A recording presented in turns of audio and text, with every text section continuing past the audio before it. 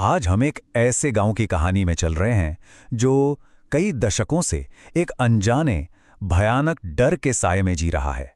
ये कहानी है माधवपुर की, जहां कहते हैं कि हर अमावस्या की रात एक भूतिया बारात आती है। तो चलिए इस गहरे और डरावने रहस्य से पर्दा उठाते हैं।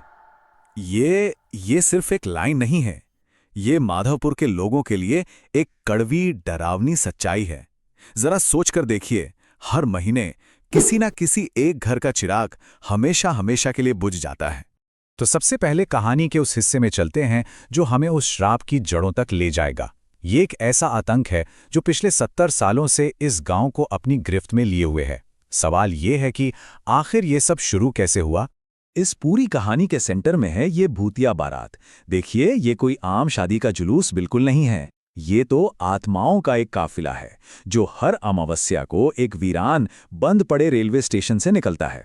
और उनका मकसद सिर्फ एक ही होता है, एक नई दुल्हन को अपने साथ ले जाना। इस किंवदंती के या कह लीजिए श्राप के कुछ पक्के नियम हैं।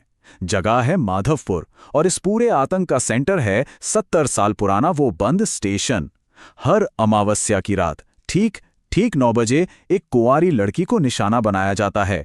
और सबसे डरावनी बात तो ये है कि जो भी उन्हें रोकने की हिम्मत करता है वो भी हमेशा के लिए गायब हो जाता है। और ऐसे सिर्फ एक कहानी समझने की गलती मत करिएगा। सुरेश काका जैसे लोग इसके जीते जागते गवाह हैं, जिन्होंने अपनी आंखों के सामने अपने पिता को उस बारात से टकराते हुए खो दिया। ये घटना गांव वालों के लिए एक खौफनाक चेतावनी बन गई कि उस अदृश्य ताकत से भिड़ने का मतलब सिर्फ और सिर्फ मौत है। तो अब कहानी पहुंचती है उस एक रात पर जब सब कुछ बदल जाने वाला था। ये वो रात थी जब गांव का बरसों पुराना डर शहर के नए ख्यालों और दो दोस्तों की बेवकूफी भरी हिम्मत से टकराने वाला था। यहां ना दो अलग अलग दुनियाएं आमने सामने थीं। एक तरफ थे गांव के लोग जो 70 सालों से अपनों को खो रहे थे और उस रात डर के मारे घरों में दुबके हुए थे।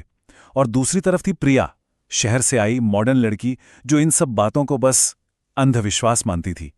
उसे इस बात का जरा भी अंदाजा नहीं था कि उसका ये अविश्वास उसे कितनी बड़ी मुसीबत में डालने वाला है।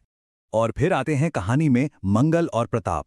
डर और खौफ के इस माहौल में उनकी जिज्ञासा उन पर भारी पड़ जाती है।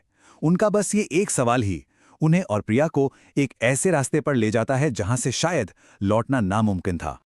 और फिर खौफ की घड़ी धीरे धीरे नजदीक आने लगती है। शाम के 7 बजते ही अंधेरा घना हो जाता है। 8 बजे तक पूरा का पूरा गांव अपने घरों में कैद हो जाता है। और फिर ठीक 9 बजे वो आवाज सुनाई देती है। वो आवाज जिसका सबको डर था, शादी के नगाड़ों की आवाज, जो असल में किसी की मौत का पैगाम लेकर आती है। अब हम कहानी के उस मोड़ पर आ गए हैं जहां सालों से सुनी जा रही किंवदंतियां एक भयानक सच बनकर सामने आने वाली है। बारात आ चुकी है और अब किसी की भी जिंदगी पहले जैसी नहीं रहने वाली। बारात के आने से ठीक पहले एक बहुत अजीब सी खामोशी छा जाती है, जैसे हवा तक ने चलना बंद कर दिया हो। और फिर उस सन्नाटे को चीरती हुई बंद स्टेशन की तरफ से नगाड़ों की आवाज गूंजने लगती है, जो हर पल के साथ और तेज होती जाती है। और फिर सफेद धुएं के उस गुबार के बीच से वे सामने आते हैं। एक ऐसी बारात जिसे देखकर किसी की भी रूह कांप जाए। दूल्हा एक भयानक डरावना भूत है और बाराती जले हुए शरीर और खून से सनी आंखों वाले प्रेत, जो एक खौफनाक नाच नाचते हुए आगे बढ़ रहे हैं। वो बारात गांव के गलियों से गुजरती है और फिर एक घर के सामने आकर रुक जाती है, राजू का घर। और बस यही वो पल था जब ये तय हो गया कि इस बार किसकी बारी है। इस बार उनका निशाना थी प्रिया। इसके बाद जो होता है वो सच में दिल दहला देने वाला है। वो भूतिया दूल्हा एक झटके में दरवाजा तोड़कर अंदर आता है और चिल्लाकर प्रिया को अपनी दुल्हन बताता है। जब प्रिया के भाई भाभी राजू और लता उसे बचाने की कोशिश करते हैं तो वो उन्हें बेरहमी से मार डालता है और उस डरी सहमी प्रिया को खींचकर अपने साथ ले जाता है। और अब हम कहानी के आखिरी और सबसे भयानक पड़ाव पर हैं।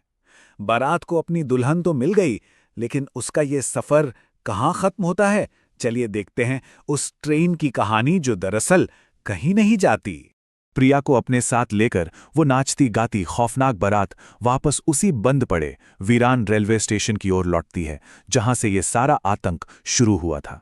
ये प्रिया का आखिरी सफर था, एक ऐसी दुनिया की ओर जहां से कोई कभी वापस नहीं आता।